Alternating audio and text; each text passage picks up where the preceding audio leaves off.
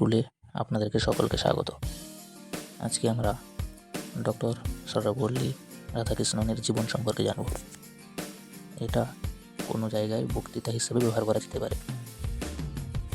Doctor Sarvepalli Radhakrishnan লন্ডনের এক dinner পার্টিতে উপস্থিত এক ভারতীয় পণ্ডিত।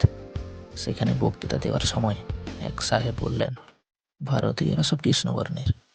তার এই বর্ণবিদ্বেষী মন্তব্যে হাসির রোল উঠল পার্টিতে। এর কিছু পরে ওই ভারতীয় সভায় বলতে উঠলেন। তিনি সেই বর্ণবিদ্বেষের জবাব দিলেন বেশ মজা করে।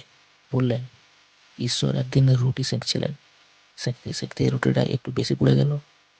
তিনি তাদের নাম দিলেন নিগ্রো। এরপর তিনি একটা রুটি না সেঁকেই কাঁচা রেখে দিলেন। তিনি সেটার নাম দিলেন ইউরোপীয়। তারপর একটা রুটি ভালো করে সেঁকলেন, সেটা পুড়ল না, খেতেও সুস্বাদু হলো। ঈশ্বর সেটার নাম দিল ভারতীয়। উপস্থিত সাহেবরা অবশ্য মজা করে বলা এই কথাটার মধ্যে পূজাটা টের পেয়ে গিয়েছিল। এই পণ্ডিত মানুষটির নাম ডক্টর সর্বপল্লী রাধাকৃষ্ণন। তিনি ছিলেন ভারতের প্রথম উপরাষ্ট্রপতি এবং ভারত দ্বিতীয় রাষ্ট্রপতি।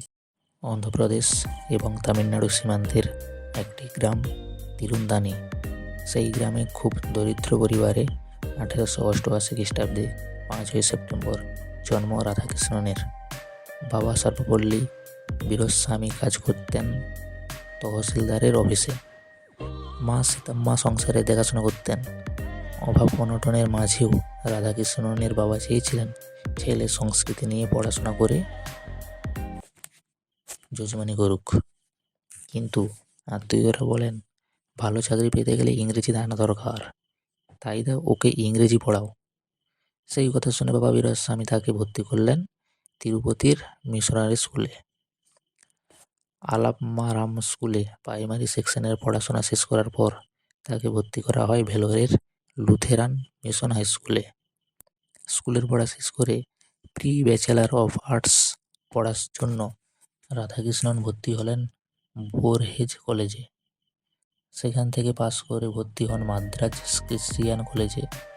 কিন্তু কি নিয়ে পড়বেন এমত অবস্থায় তার এক সম্পর্কের দাদার সাহচর্যে তিনি দর্শন বিষয়কেই বেছে নিয়েছিলেন। কলেজ জীবনে তিনি পেয়েছিলেন অসাধারণ সব শিক্ষকদের। তাদের মধ্যে অধ্যাপক William Skinner, William Meston, Alfred Hogg অন্যতম।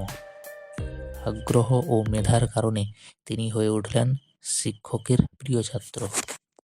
তৎকালীন ভারতীয় সংস্কৃতির ভ্রান্ত ধারণা দূর করার জন্য তিনি একে একে পড়ে ফেললেন উপনিষদ, ভাগবত গীতা, পুরাণ শাস্ত্র।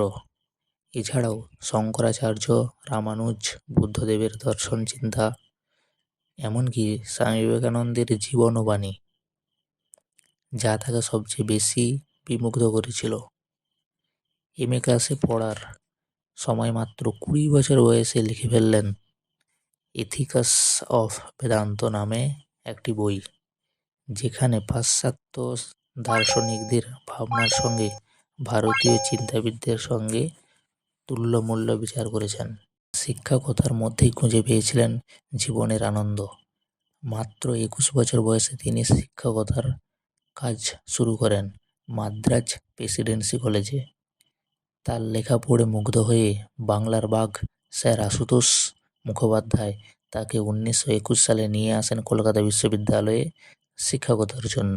1962 সালে রাধাকৃষ্ণন দেশের দ্বিতীয় রাষ্ট্রপতি পদে আসীন হলে তার ছাত্ররা সবাই মিলে তার জন্মদিন পালন করার উদ্যোগ নেন।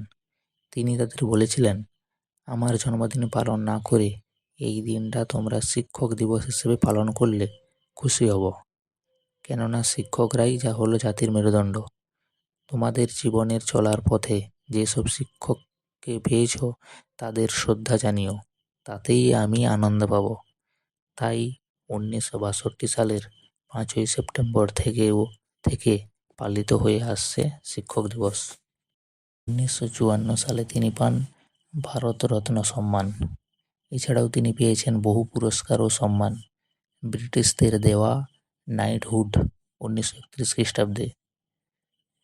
তিনি কোনোদিন নোবেল পুরস্কার পাননি, কিন্তু অবাক ব্যাপার, তিনি মোট ২৭ বার নোবেল পুরস্কারের জন্য মনোনীত হন, এর মধ্যে ১৬ বার সাহিত্য বিভাগে এবং ১১ বার শান্তি পুরস্কার বিভাগে। পরিশেষে তার বক্তব্যেই বলা যায়, যে শিক্ষা হৃদয় ও আত্মাকে স্পর্শ করে না, সেই শিক্ষা যতই উন্নত হোক, মানব জীবনে তার কোনো দামই নেই। শিক্ষার লক্ষ্য হলো মানুষের কল্যাণ।